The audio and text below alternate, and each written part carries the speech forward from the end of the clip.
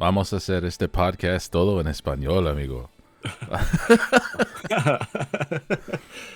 Pásala, güey. Go ahead, Brandon. Give it to me. Pásala, güey. What's up? Thank you. Pinche mamón. Welcome back, Brandon. Thanks for fixing the. How Yeah. would you even describe that noise? What is it? What's doing It's it? there's like a I guess from what I understand, and I'm not very technical savvy, so I could be just completely wrong, but there's like a memory disk on this side that when if my computer's been running for a certain amount of time, it just starts to like I'm not sure what it is, but like something within it starts to like make this clicking noise. Okay. And I don't know what does it, but it's really annoying. Well, glad that our listeners won't have to hear it. That's cool. Yeah.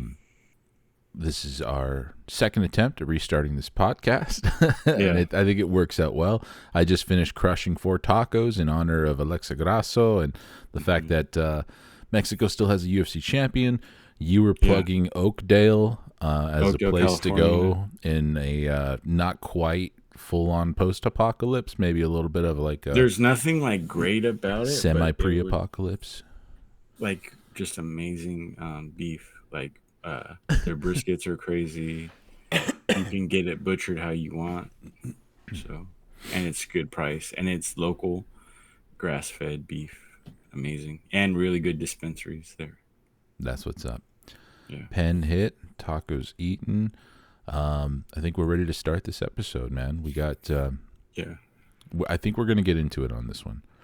I think we're gonna go tit for tat a little bit. No, I don't. But you see, that's the thing though, because I don't like. And again, dude, great thing, dude. We've done. What are we like near 70 episodes or something? Yeah, around there. Yeah. Like it's documented multiple times. I don't care for Valentina Shevchenko or the way she fights, and the reason why this happened is because she fights the way she does. Oh. If she didn't fight this way, this wouldn't happen. If you would have listened to Brandon, fucking in January, when you were winning, the shit would have been fine. But you don't. So she gets what she deserves. But I'm just saying, I just didn't agree. Uh-huh. You know what I mean? Yeah, I think there is definitely an aspect to the results of this fight that virtually everybody disagrees with. And we'll get right to it. There's something to hate. Always. Yeah. And then, dude, you can tell by today's activity with fight bookings that the UFC's like, sorry, guys. We're fucking really sorry about this weird shit, dude. Check this shit out. Like, we can still get down. Like, don't worry about it. We got you. A little bit of a sense that they're kind of trying to make it right because people were definitely up in arms about this one, and in a roundabout way, maybe it's good for WMMA. Just that something is dominating this much headlines because that there's not a massive follow up. Yeah, I would have been totally cool if you guys did a WMMA pod and be like, dude, like sit this one out, champ, because just like to hear what your guys' take on it, because like I'm very much like. I don't give a fuck about either of this, but I'm very opinionated on like the outcome. So I'm not coming from it's the same sport basically, but I'm a little more like, I'd really just like take it or leave it. Mm-hmm. Where you guys are like, love this shit. What if they fought in the kitchen, Brandon? No, that's not what I'm talking about. It's not what I'm talking about. I know, I'm teasing. I don't come from it from like the Khabib apps. Like one of my favorite fighters is Amanda Nunes. Is one of my like top 4 favorite fighters to ever watch fight. So yeah, that's not it at all. It's like the way the way Shevchenko chooses to fight. I just don't like it. I don't like that. Like when there's just so much more there. I don't like that. And she really fought this out like she was the reigning champ. Like she thought she did enough to win. And if she was the champ and fought this fight, she probably would have won. Perhaps, but yeah. You've done this. You dug yourself this grave with the way that you choose to go into fights and win on points so many times. And win by just laying and praying. Well-timed shots, circling. Yeah, I mean, it looks great. It's technically sound. And it does win fights, but when you get into these situations and you're gonna have a Mike Bell or you're gonna have a Saudi model. It's just the way it is. You're laying in the bed you made, sweetie. So get Yeah. back in the kitchen. Yeah, I mean, a great use of the jab, which is something that Absolutely. we don't see a lot in MMA, and that we've been Yeah. critical of with other fighters, is just like use Yeah. your jab. So, but also just a sense that there's not so much urgency to chase a finish. Like she's willing to coast, and just so we don't kind of get past all of the details. Alexa Grasso and Valentina Shevchenko fight to a draw in a really, really close fight without even like before we even get into the judges' scorecards and what's controversial or who we agree or disagree with. This was an incredibly close fight, and I'm open and can hear arguments for either fighter winning. Sure, exactly the same. I feel the exact same. I feel like my sarcasm and my dickheadedness comes out wrong when I think like, because I think you're thinking like Brandon's gonna like really fucking, but I agree with you 100%. I just think Shevchenko won, but I'm actually happy with the result in a weird way. I'm like, that sucks that they would do that. I'm like not stupid enough to not know why they did that, and it doesn't smell right. Like something is off about what happened. I don't like that. Yeah. But at the same time, I'm happy with the result. So what does it matter? But like I don't like that. It's like when you go for a job and you get the job because you know the dude, and everyone's like, you just knew the dude who worked there. We're like, dude, I'm hella well qualified for this fucking job though. So it's like I would rather be known for being qualified than like just getting the job because I know somebody. Yeah. It's like that kind of feeling where it's like I'm happy with the result, but I'm not happy how it happened, kind of thing. Feels like some Walter White type of shit, by the way. Yeah. Sorry. Yeah. No gray matter, but Yeah. refusing the job. Yeah. Yeah. But yeah, I think first let's I think a fun little exercise would be to try and rationalize the 10-8 round 5 scorecard. There's not. Nope. You're not gonna get me. All right, that settles it. We could throw it out, which is I think what a lot of people should do, because I've been kind of like talking to other people, WMMA fans, communities online and stuff that I kind of frequent, and everybody is very, very caught up on the 10-8 round when I think we should just throw it out because it's a bad scorecard. Mike Bell, like whatever his judging history, I've heard some people kind of like stand up for him and be like, well, in the past he's kind of shown to be a very impartial judge or whatever. Okay, but this was a bad one. And we can toss means it. Nothing in the UFC, dude. That really means nothing. And I'm sure it means nothing to Valentina Shevchenko and Alexa Grasso. So I think a lot of people think that was like that was judged as a 10-8 scorecard across the board when they're losing sight of the fact that it was only one judge that scored the 5th round like that. What it boils down to is we have Sal D'Amato scoring it for Valentina Shevchenko, and I forget the name of the other judge scoring it for Alexa Grasso. So this 1/3 scorecard, and to the people who do know this, sorry, I don't mean to make it sound like I'm like thinking everybody's like dumb or anything like that, but I think that if this judge Mike Bell had scored one of the rounds a 10-10, possibly the 4th round or the 5th round, I think a lot of people would be a lot less outraged because that would still get us to a draw. Based off how he scored the rest of the fight, because he scored the 1st round for Alexa Grasso, for Valentina, 2nd round for Grasso, 3rd round for Valentina, 4th round for Shev. So he had it 2-2 going into the 5th, and then he inexplicably gave a 10-8 to Alexa Grasso in the 5th. Yeah. But he was eating tacos. I was like, shit, I gotta like turn in the scorecard. I want to make sure I hear the trumpets playing when Alexa Grasso walks out of the cage for this one. Yeah. And I think that, and we'll get into that 4th round if you remember it, because I've rewatched the fight a few times and stuff.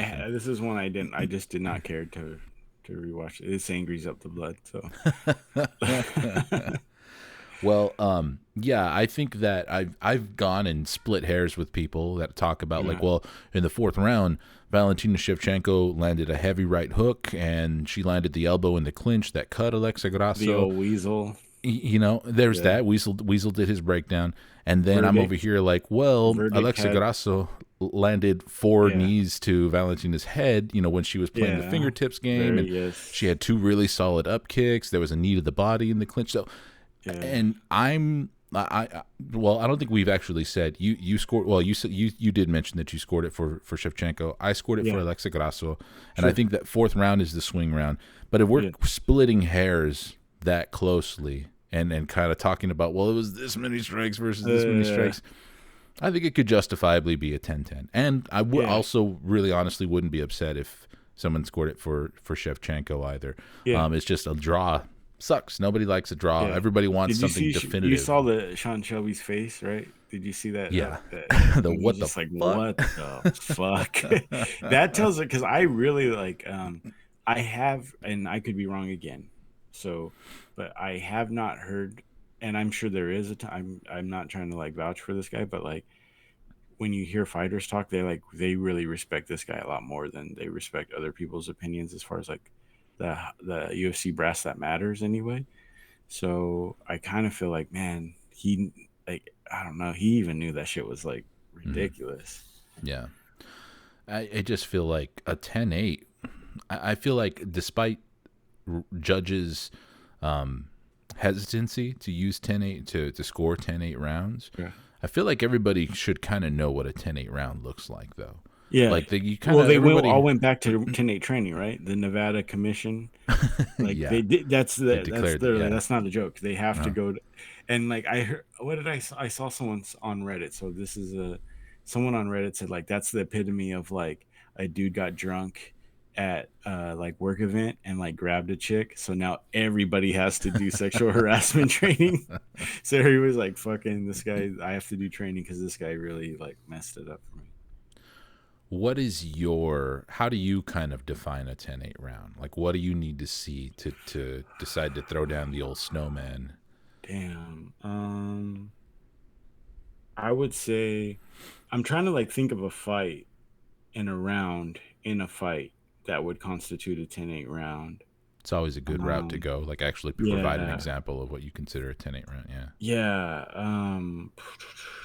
I would say, dang, like Poirier had some against like Chandler. He had a Mm-hmm. couple where those are just like that's straight 10. Like the most recent Chandler fight, Mm-hmm. that was like there was a couple of 10-8s in there to me, just because the guy was trying to wrestle him, defended every defended every takedown, Mm-hmm. boxed him the fuck up, crazy damage and knockdowns. I Yeah. have to see that. I have to see, and not even a good. If it doesn't have to be necessarily you're grappling and doing a takedown or doing the taking down, or someone's trying to take you down. If you can defend or do it with ease, Mm-hmm. and you're piecing them up, basically all 3 levels of the fight and the scrambles, you're just completely competent and dominating in every single facet. Do they That's have my to check every box, or is it enough to that they are dominating in it one doesn't area? If have it it like, doesn't have to check every box because but if they don't check every box, the fucking damage better be crazy. Like mm-hmm. that it better look like fucking hamburger meat Yeah, on their fucking face. Or if if you don't maybe do hamburger meat, that fool better look like Edson Barboza against Habib on the fucking ground, not being able to move, the kind look of of thing. desperation. You see what I'm saying? So Yeah. like it has to be so skewed, but like I feel like in Dustin Poirier's fights with Chandler, there was 10-8 rounds where he did all 3 Mm-hmm. and it just was amazing.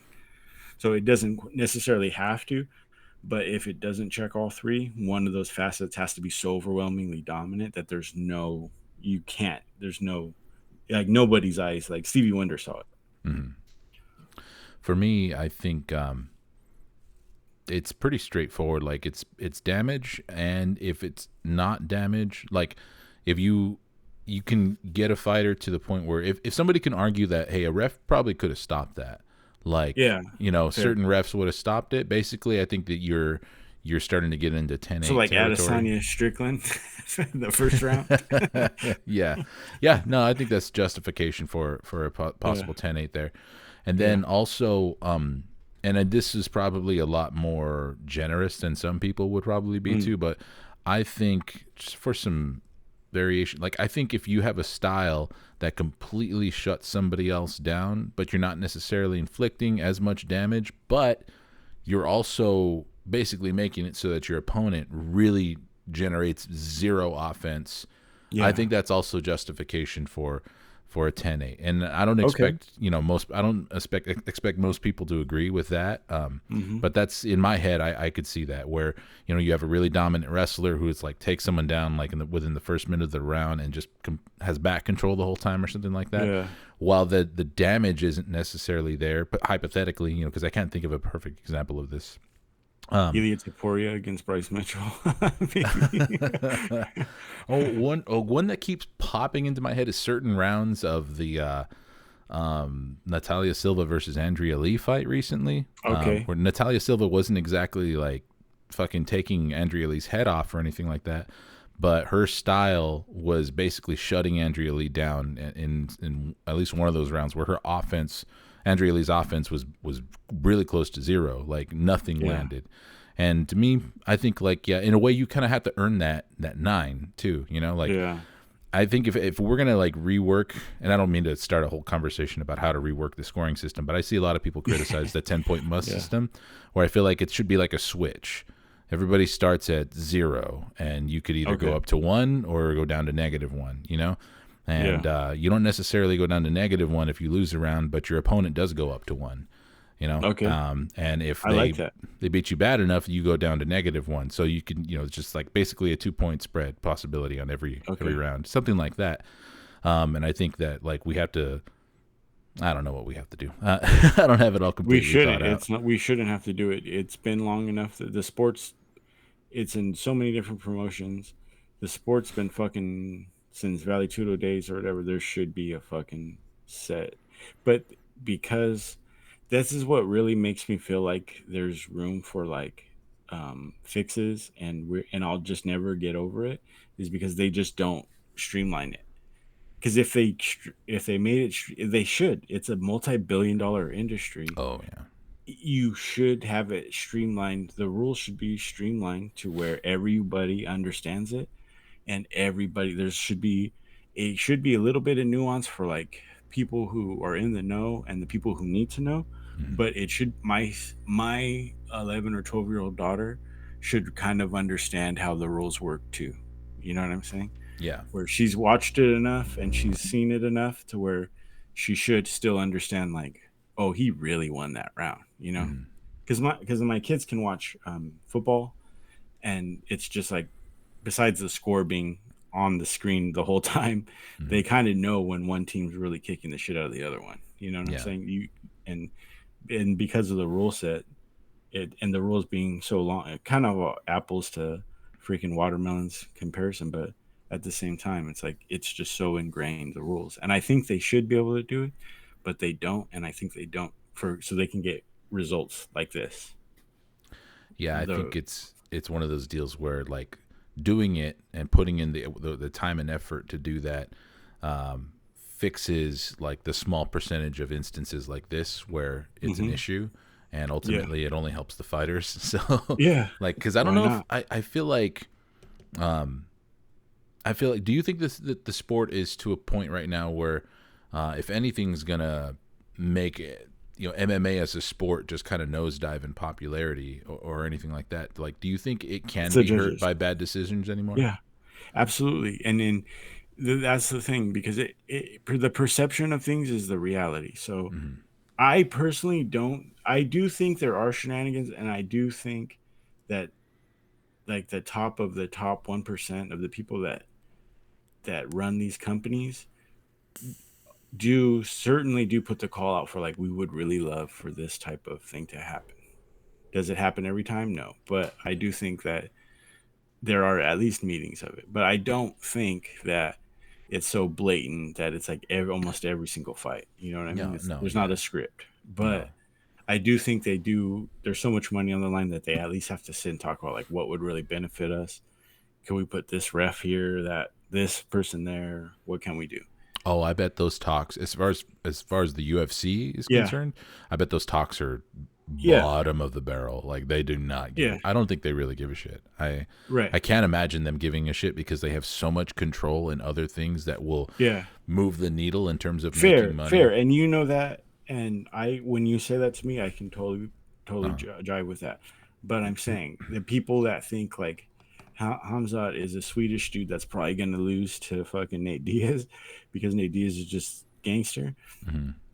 Those people are going to see weird decision that this shit's fixed. I And see. we're not, and those are the motherfuckers that pay. So, so like we're gonna get screwed out of it. Do you see what I'm saying? So it's kind of like just it's not just clean it up. Mhm. Fucking just clean it up, dude. Yeah, I It's can see. sloppy.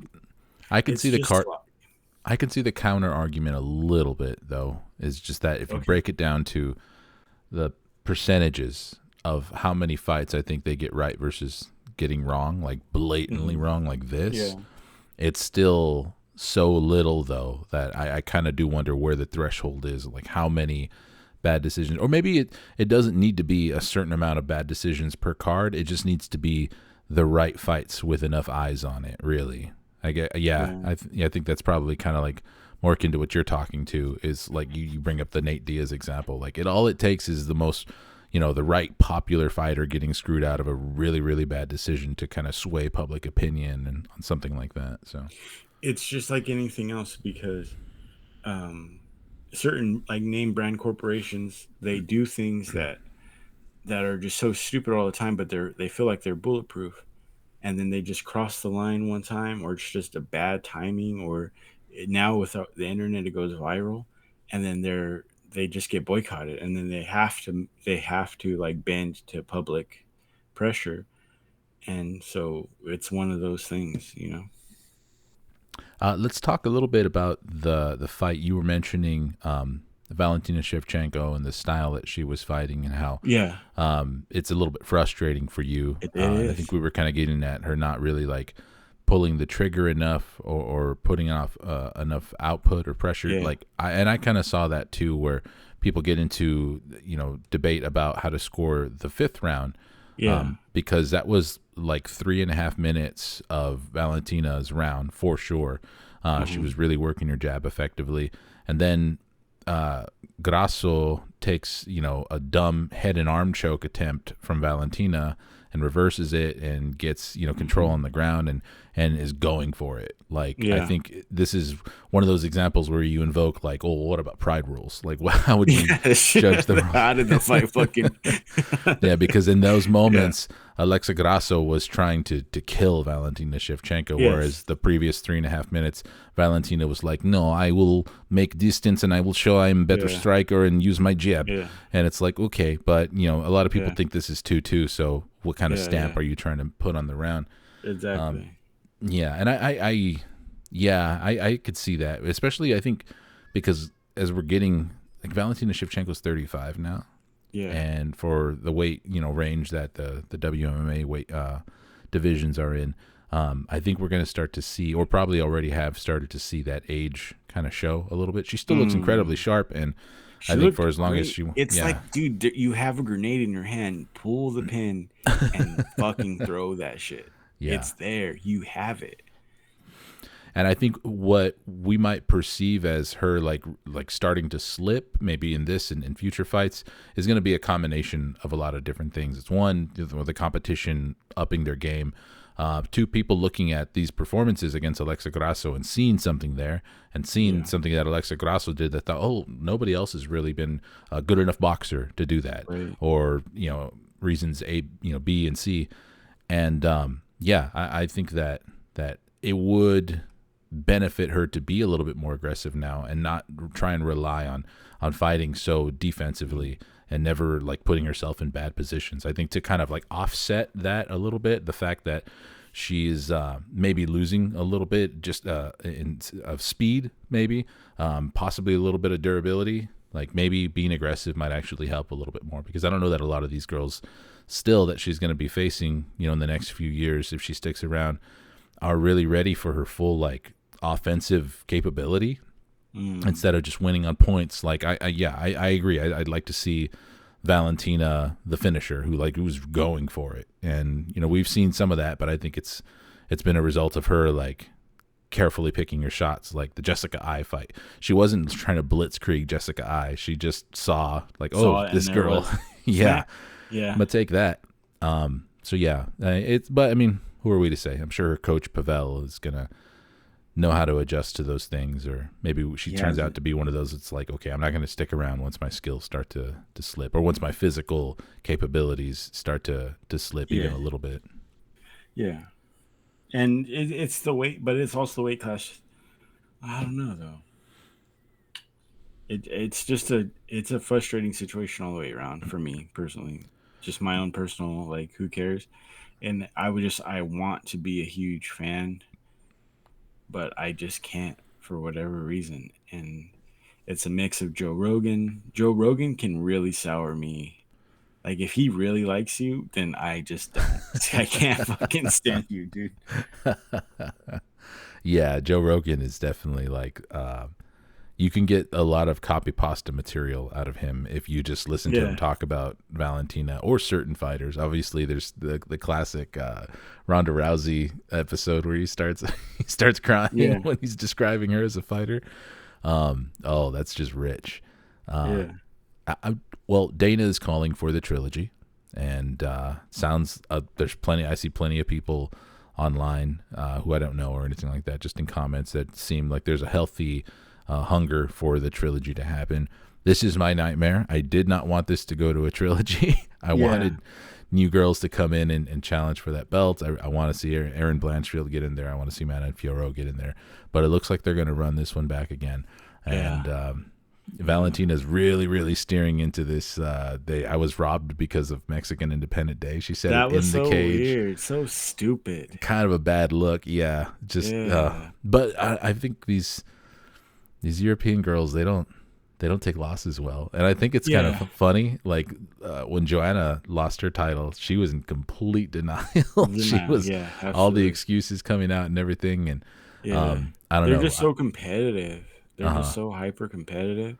So and it just sucks. It's a sucky thing that you have to like and that but that's the thing about being the the fighter that she is, being in a championship fight, like it's not just enough to go and fight. And that's what makes Israel Adesanya a bad champ is like you say stupid stuff. So like it's part of your job. So don't say stupid stuff. Just like you know what I mean? Like you kind of know, but I don't know. Do they lose their edge? Because for me, I'm so self conscious, and like if it was me, and like I had to stand up there with Rogan or Cormier or Bisping, you know, I would really like have both sides. Like I'm gonna get whatever I got to say. Like whatever they ask me, I'm gonna be able to say it before, because I'm not gonna just go up there and wing it, dude. Because then you get the like you get a lot of really cool stuff, but you get some really bad stuff. So Do I feel you like kind of have it in your head what uh, you're gonna say.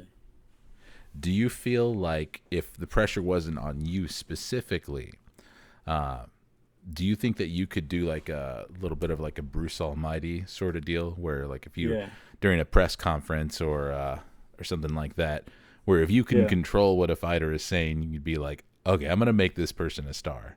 yeah, The backlash or whatever isn't on you personally. You know what I mean? Because it's yeah, separated. But just when you think about how many fighters just refuse to even engage in anything like that, or have a yeah, great performance and just be yeah, yeah, say yeah, the same thing every other fighter says, is like, well, who do you want to fight next? Oh, I don't know. I don't. But some people almost say they don't want to fight anybody. Like it's just whoever they put in front of me, whoever they give me. Yeah, just like Lupe Godinez did that this past week.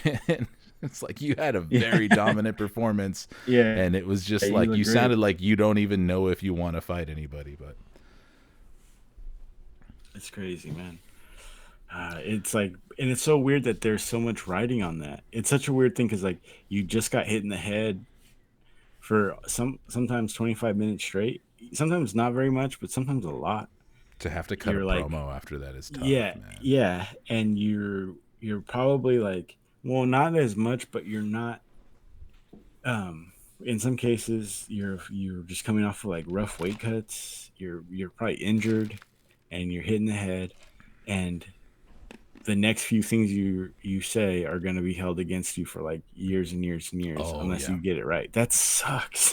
from So like multiple you really have to angles, empathize. Yeah. from multiple MMA websites and quoted, and sometimes not even in video form. Sometimes they'll just take what you said and put it in text and superimpose it over your face for an Instagram post.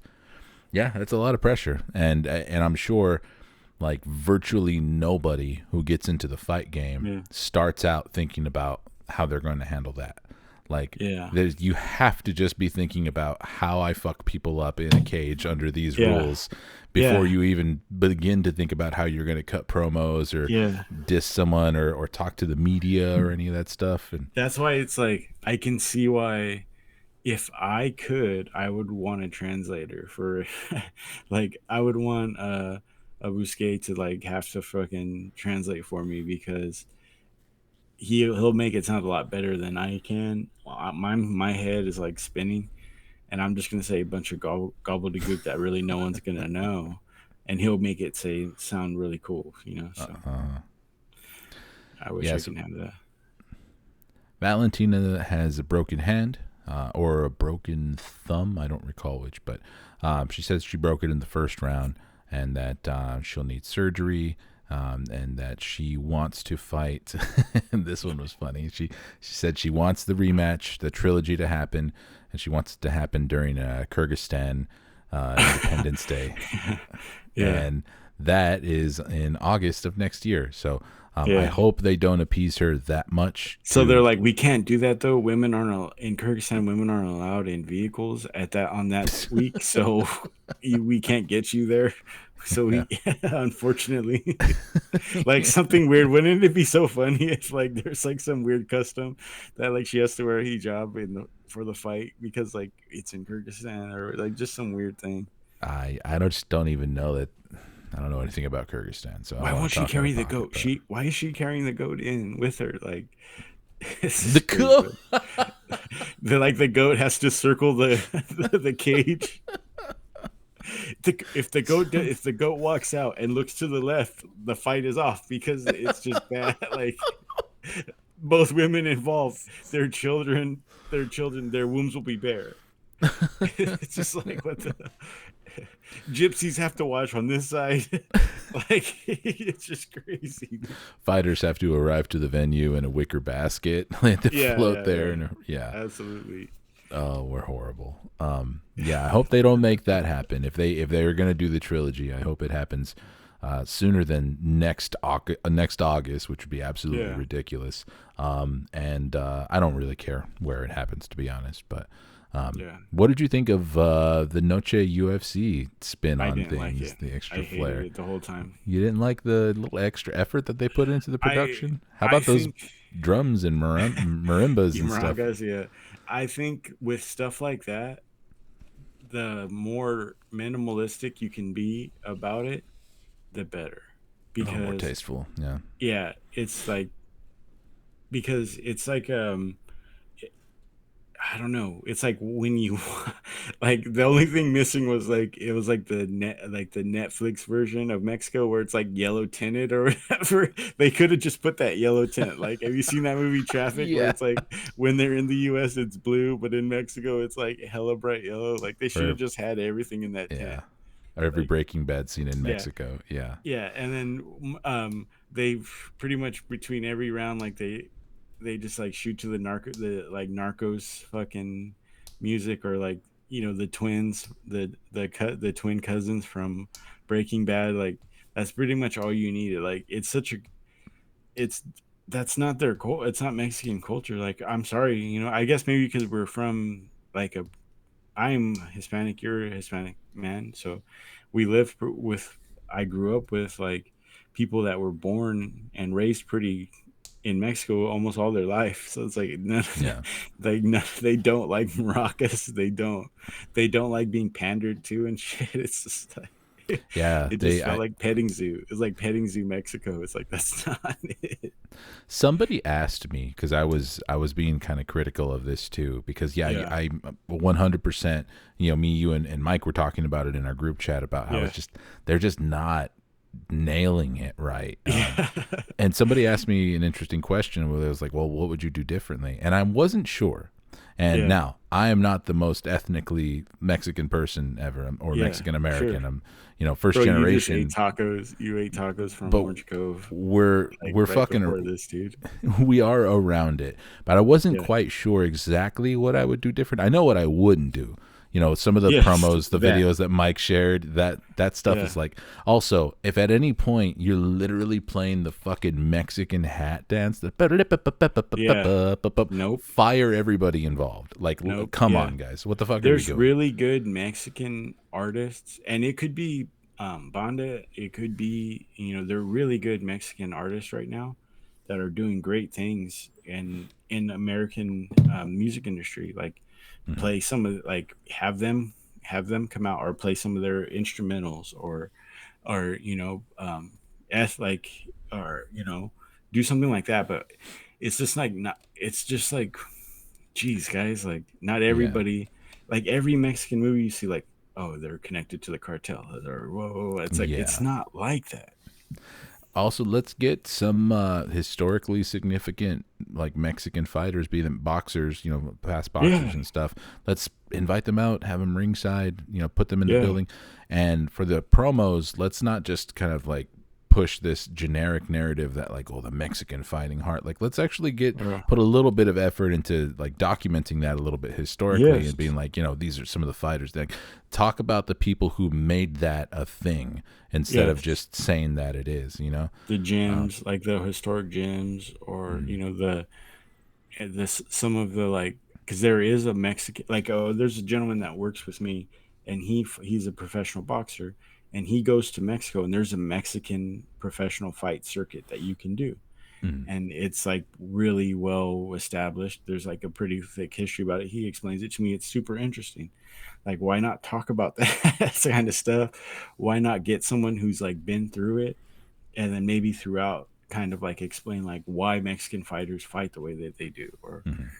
or have they could have like why not have they could have had Brandon Moreno on commentary. I'm sure he was in the Mexican commentary booth, I would imagine, but There why not was didn't uh, he, was he in it? there was Who one fight. I one forget which. fight I think it was that he Lupe did it? Godinez fight where they had him come out and do some Yeah, commentary. Yeah, yeah. Why? But he should have just been in the booth the whole time, yeah. and because then he can add like context to you. We can show like, okay, well, they'll do like a little snippet of like Henry Cejudo, Mexican American uh, MMA fighter, right? Like how it pertains to, or he's not Mexican American because he actually was an American Olympian, but how he like where his style comes from, and maybe if he was in Mexico training in Mexico all the time, like what gym that they have there would really resonate with his style and what his boxing striking style looks like. And Brandon Moreno can kind of go, yeah, I know from personal experience this is kind of interweave that, not Mexican hat dance and freak. It's just like it's like if you go to Wisconsin and it's like Cinco de Mayo in Wisconsin Chili's or something. That's what it felt Yeah, like. You know what I mean? that was definitely the vibe. Yeah, Like Midwest Cinco de Mayo at a Chili's. And it's D- like, dude. Dana White eating French toast conchas on fuck it Friday. It's like, come Yeah, on. dude. Yeah, there be was like, there was a few things that they did that they did differently, like the weigh-ins were open air weigh-ins, which is not anything specifically like Mexican or anything like that, but gave it a different vibe, which I appreciated. yeah. Like it was pretty cool. I did like that, like this, the because Raul Rosas could speak English. I mean, from what I've been told, but he did his he did his he did his little like break. He did his little like lead in like fully in Spanish. uh, That was cool. All the fighters that spoke Spanish mm. like did their lead-ins in Spanish. Oh Um, man, I almost forgot too, dude. yeah, No Joe Martinez ring announcing, that dude. was yeah. That could have just made everything. Yeah.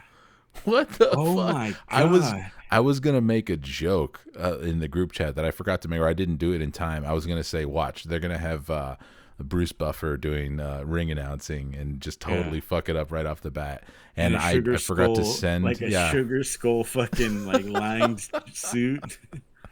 and I just forgot to send it. And then I was like listening to the first fight start to happen, and I heard his voice, and I'm like, no, really? Joe But Martinez is so much better than Bruce Buffer, just from a pure, like, if you took the emotion and because Bruce Buffer's like McDonald's, where it's like you know what you're gonna get when you order from McDonald's, but like Joe Martinez is like Wendy's, where it's like that shit's just bomb and you know it's bomb and you'd rather have it. You know what I mean? But like for some reason everybody just likes McDonald's. There's no, and you don't care either. Like, oh yeah, I'll get a 10-piece, fuck it. But I'll be so happy when they just let Joe Martinez take over. yeah, same here. There's some Yeah. stubborn attachment to Bruce Buffer, but he's just, Yeah, I and like he's his great, and energy. I get him. Yeah, love Uh-huh. it. He's great. The fighters love it. It's a ritual. You It's can do more. a lot worse too. It's Yeah. more ritual. Like I just saw you hitting a vape, right? Like that's probably the most efficient way to do it, right? Hmm.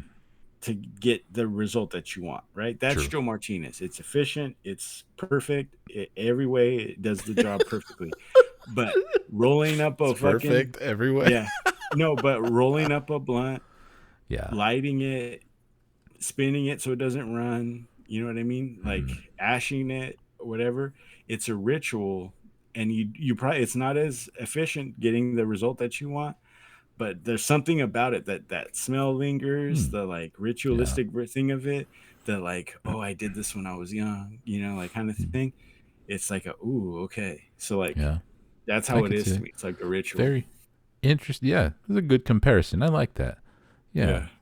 The sacred and the Weird how I propane. do that. But I don't know. I don't even think about that. That just came out of my head, but like that's how it feels to me. Like both you get the same result, and if you're just want it for pure efficiency, no one knows that you did it. You can do it in the middle of public and like no one will know that you did it. Yeah. That's the best way to do it. You can do it at any time, but like a blunt, just it's the way it was done back in the day.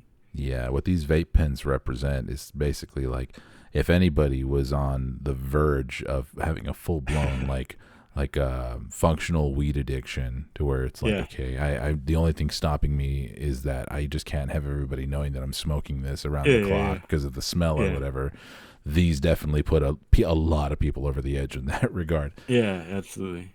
The last thing I'll say about what they did and should have done for the whole Noche UFC thing.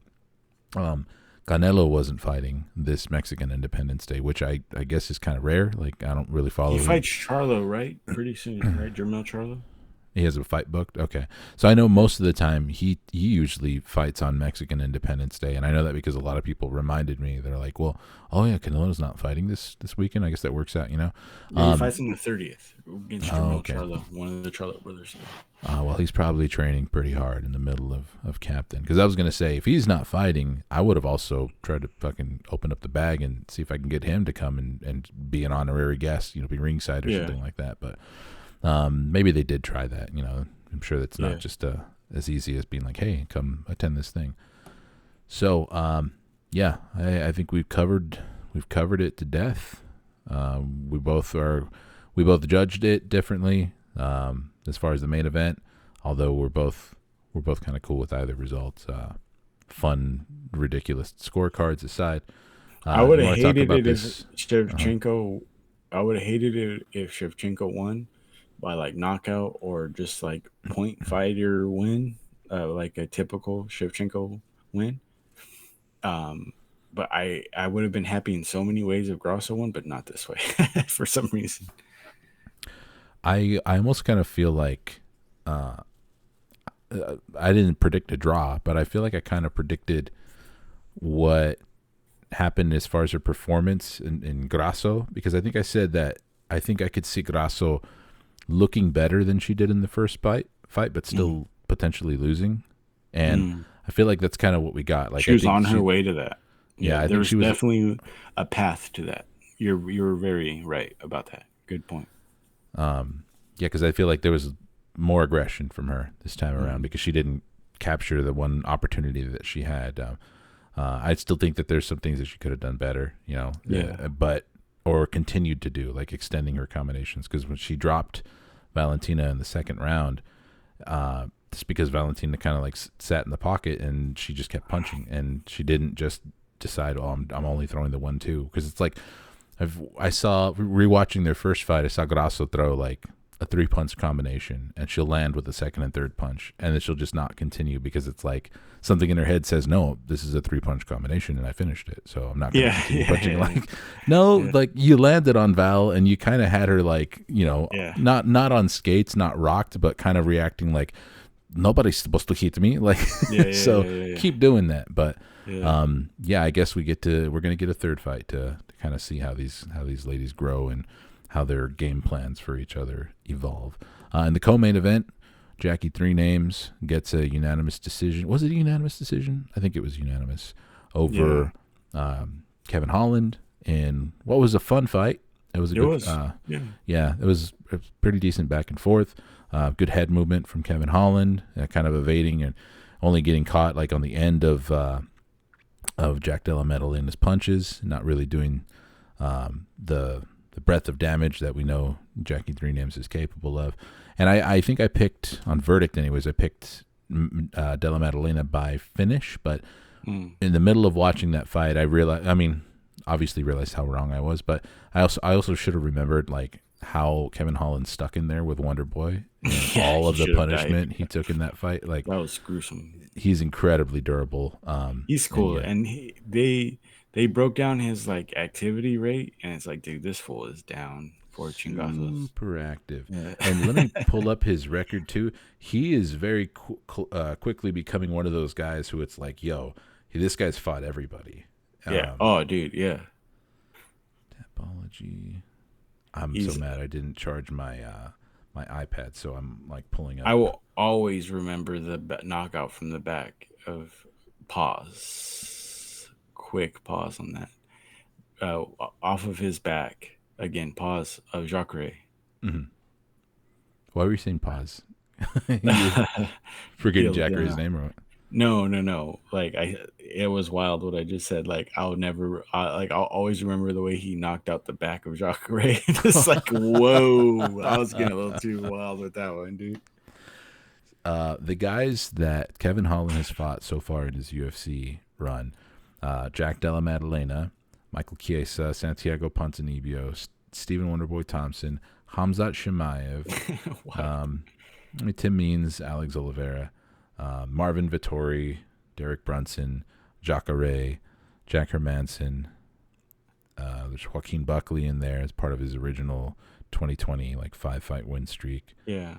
Just naming the notable names. I think even going further back, he's a fight with Gerald Mearshart. The dude fought Thiago Santos. Yeah, his regional highlight tape is crazy. I'll send you. I sent one to our buddy Rodell this morning, but his regional like highlight splash reel is like when they go back and are like, oh hey, this is it would be like Jamar Chase in high school. Like, do you want to see what that looked like? Like that's what his was like. Where it's just like, dude, you should not be in the ring with these guys. Like, what's going on? Because his style is so crazy. Because a lot of guys' styles, if they go back to like, I think like Jack Della Maddalena, if he went to the regional scene, the fights would look a lot closer than they are. Just because he's a very like, he has those types of, God dang it, his technique is just he's just technically sound with his boxing and everything he does. So it looks a lot closer than it is. But with Kevin Holland's style, he makes it look really like smooth ninja shit. And he really kicks the shit out of guys that aren't as like technically savvy. And it just looks like the margin of the margin between the two is just so wide, but it's really not. Yeah. It's an interesting like thing to go back and see. If you don't already know, take a guess what year or how long Kevin Holland has been in the UFC. Like since what year did he make his debut? Because I didn't know this. 2018. Okay, you nailed it. Yeah, impressive. Okay. Okay. Whoa, thought I got you there. There we go. Moving on. I'm the Almost only one. had him, huh? I'm the only one that was uninformed. I'm gonna get this pig here. Watch this. Set No, in that javelina trap, dude. I was about to say I didn't know when he first started in the Yeah. UFC before I was looking at his record just now. But like I just kind of like outed I was myself surprised again. by it, so I Pause. wanted to see. Because I did go back. I remember Pause. it wasn't See, I can yeah. do that too. Yeah. Um I remember being like, I don't know much about Kevin Holland. I'm gonna go back and watch his regional highlights. I'm like, dang, this guy's gonna kick the shit out of everybody, dude. But then he kind of didn't. So I it's guess I just so just it just really shows how crazy good these guys in the UFC are. Sorry, I jumped all over you right there. I don't know why. no, it's cool. Pause. I pause. I think I just assumed a lot like a lot of other people that he made his debut in 2020 and went on a Yeah. wild 5-fight winning streak then, because that's when he made it on my radar. Yep. So yeah, JDM keeps climbing up the middleweight ranks. Whole lot of interesting potential future matchups for him there. Anybody? I don't remember if I don't think I watched any of his post-fight presser or anything like that. So I don't know if he mentioned anybody's names. But what kind of name would you be interested in for Jack Della Maddalena moving forward from this one? He's now on a 1, 2, 3, 4, 5-fight winning streak in the UFC, not including his Contender Series win. It would have to be Wonder Boy now. That's the fight you want right there. That's an interesting challenge because JDM wants to stand. So, I mean, that is a very interesting challenge. I do kind of wonder if Wonder Boy takes that fight. Wonder Boy, after his last fight, he was really steering into the whole I deserve better, because he turned down. Who did he turn down? Or somebody. One of his opponent was injured and he didn't take like the late replacement or something like that. I don't remember. It was not that long ago. Who the hell was it? Dang it. God dang it. Okay, pull that up, please. That's really gonna make. And it was kind of like he didn't fight with the weight too, like, right? His opponent missed weight, right? And was it Kelvin? It Kelvin wasn't Gastelum. I'll pull it right. Pulling it up right meow. No, Kelvin got hurt, and Kelvin was fighting Shafkat. Stephen Wonderboy Thompson. Oh, it was Michel Pereira. Pereira missed weight. Michael Pereira. Not a serious person, dude. Not a serious. The audacity. The audacity of Michel Pereira to miss weight by so much and expect Stephen Wonderboy Thompson to still take the fight. So, yeah, the UFC's not happy with him. So maybe they do try and match him up with someone like Jack Della Maddalena. You nailed it, Brandon. Yeah. Not even going to throw anything else out there. I'm down for that fight. I would hope that Stephen Wonderboy Thompson takes it, though, because I think that'll Stephen Boy Thompson. That's cool. You want to break down this this last like 7 or so minutes that we have? You want to give a little breakdown of this Rafael Fiziev versus Mateusz Gamrot fight? I'm a big time Fiziev fanboy, and I think he's gonna lose. And he's gonna lose to the guy. I don't have any problem with him other than like he robbed Sarukian of a win, so that makes me really mad. And then he really fucked it up with like Dariush. He made Dariush like he really threw Dariush into the fucking buzzsaw, dude. Everybody's like, he's ready. Go send him in, dude. Yeah. It was like he sure as fuck wasn't. This is an interesting one for the Fight Plug podcast because I'm exactly the same way, but in the opposite. I'm a big Gamrot guy, and I'm also worried that he's going to lose to Fiziev because it really is a style versus style matchup. We all know what Gamrot wants to do. He wants to wrestle you and scramble and get the fight to the ground. And control you there. He's a grappler. From all the things that I've read and seen, interviews and like just like blurbs, blog posts and stuff, is that Fiziev's really taken to heart his last loss. Like he really felt like if he could have honed in his game plan, or actually even had a game plan, he really had a good shot at beating Gaethje. He just let that get away from him. Not that he let it get away from like he was dominating, but there was a you and I both know it. There was a part in that fight. There's a moment in time where the all the momentum was on his side, and he definitely could have put a few things together and continued on.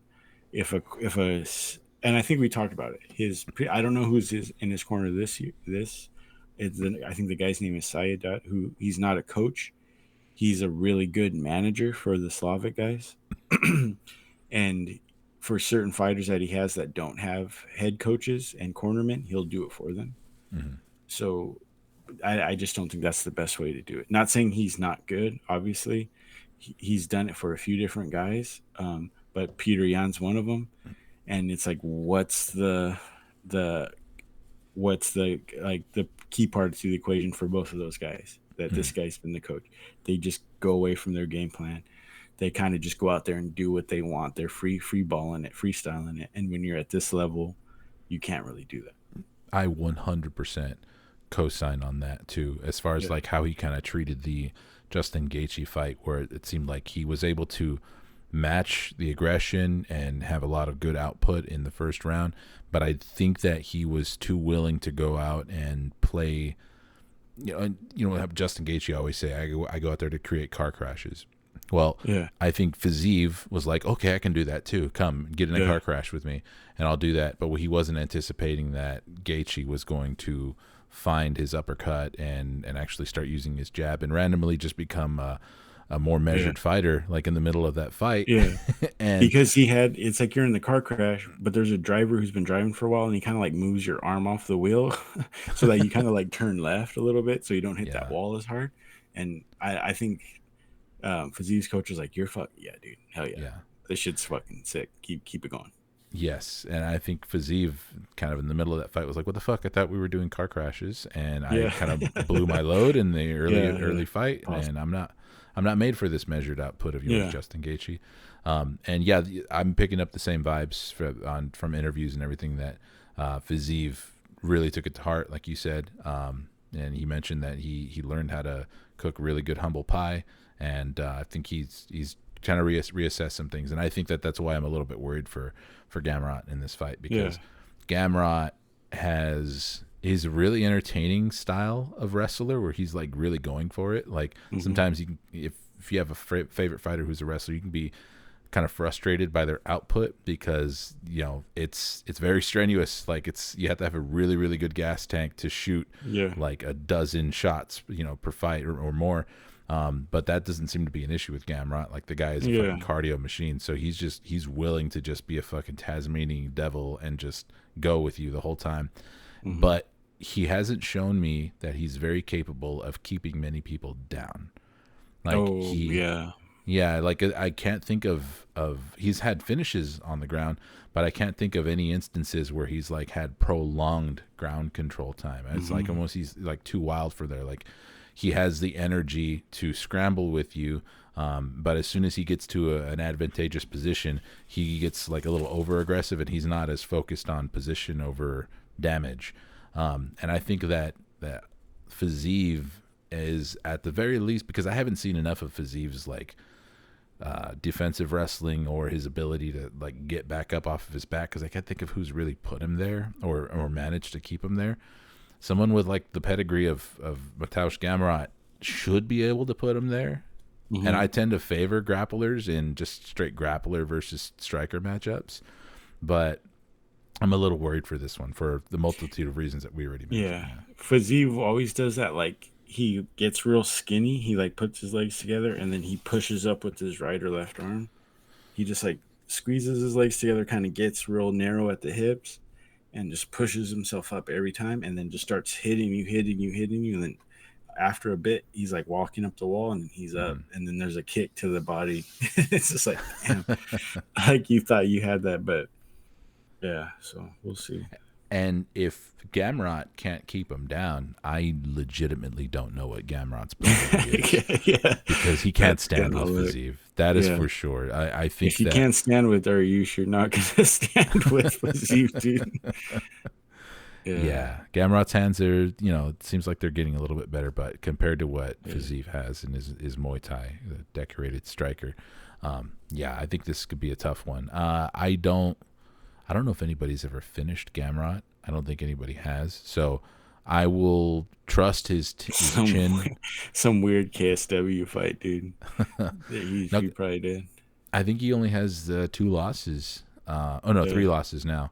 Um, so I'll trust his chin enough to lead him to decision loss. I'm gonna go with Fiziev in this one. Yeah, same dude. So, Yeah, cool deal. See how that goes, and we'll be back to cover it. We are 5 rounds though. an hour in. Damn. Oh shit! I'm You taking reminded me it's a Gamrot in main a event. decision. I'm taking Gamrot decision 5 rounds. If I, I'm w- betting, I I would really like Fiziev to win, but mhm. I think Gamrot's gonna win. Yeah, man. I was not thinking about the fact that it's a 5 round main event Yeah. either. And I believe his fight with Beneil Dariush might have been a 3 rounder. I doubt that was the main event, right? No, it was a 3 rounder. That was on a sick ass fucking pay per view, stacked ass card. I don't That was, want. I think that was when it was that Oliveira's last win. I'll just look it up. I'm so mad at myself for not having my. No, Uh, Oliveira's last win was Dariush. What the fuck am I thinking? that Gamrot fought bitch. Jalen Turner. No. It was on the Oliveira versus Makachev card. Yeah. Yeah, it was a 3 round. Yeah, it was co-main or not main event, so it was only three Yeah. rounds. So I don't believe that we've seen the fight with Saryukian wasn't 5 rounds. So that's an interesting one. I don't want to change my pick, but I will say that I think if the fight goes into the 4th and 5th round, I do think it's probably because it's going to start Hmm. favoring Gamrot and it will probably turn around. So yeah, dude, good point out on that. Like that's an important factor. Yeah. You're a little bit more familiar with Fiziev's body of work than I am. Like, how do you think he? I think this is one of those situations where, like you mentioned the 5 round things because we think that favors Gamrot and his Yeah. conditioning, but it's not necessarily because Fiziev is like notoriously like has bad conditioning. Like No, it's not notorious bad conditioning. It's that he's going to be more comfortable to take the first and maybe even beginning of the second round off to like mhm. calibrate. He's going to feel more at ease. Where if you do that to a guy like Gamrot, he can really make you look bad. He can score in a way that MMA judges they'll like it. They'll give you a round. Do you see what I'm saying? They You're like the way.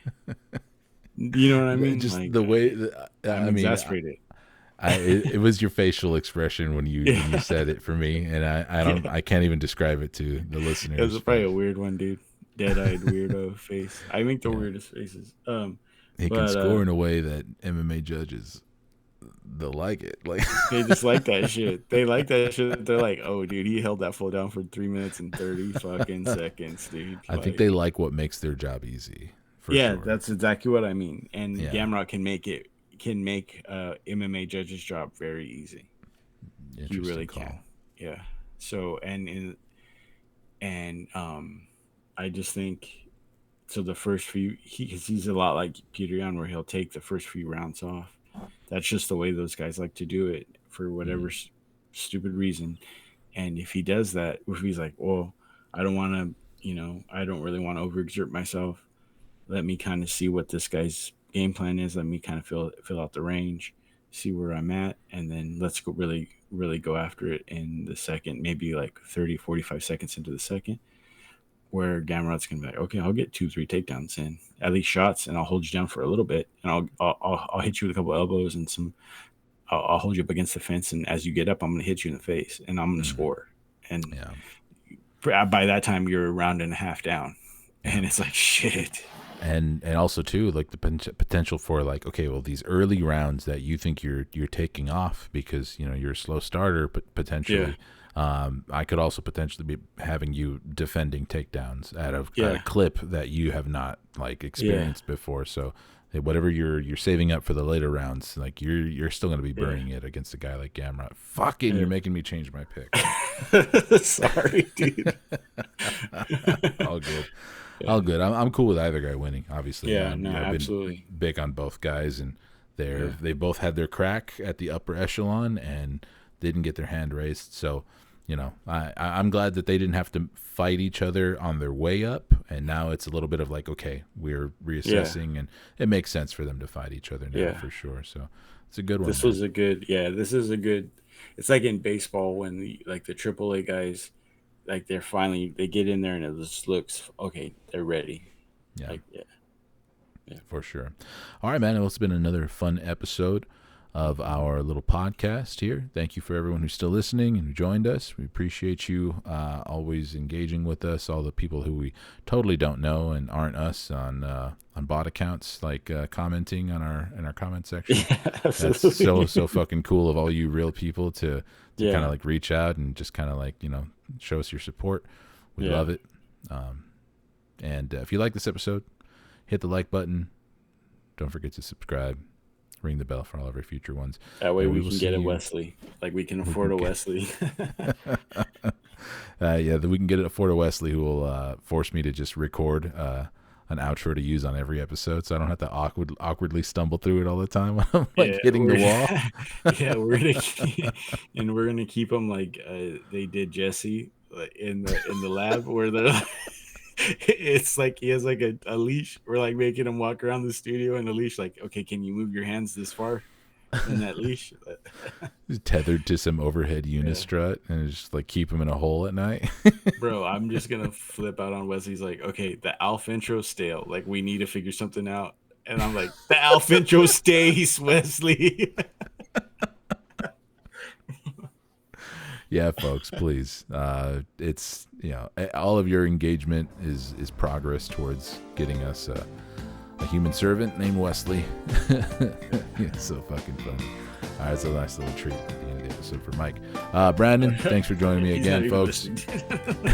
If he makes it this far, he's probably the only person who makes it this far. I didn't even think that he listened to the podcast, but I guess he does, and I appreciate that. All right, folks, we'll catch you on the next episode of The Fight.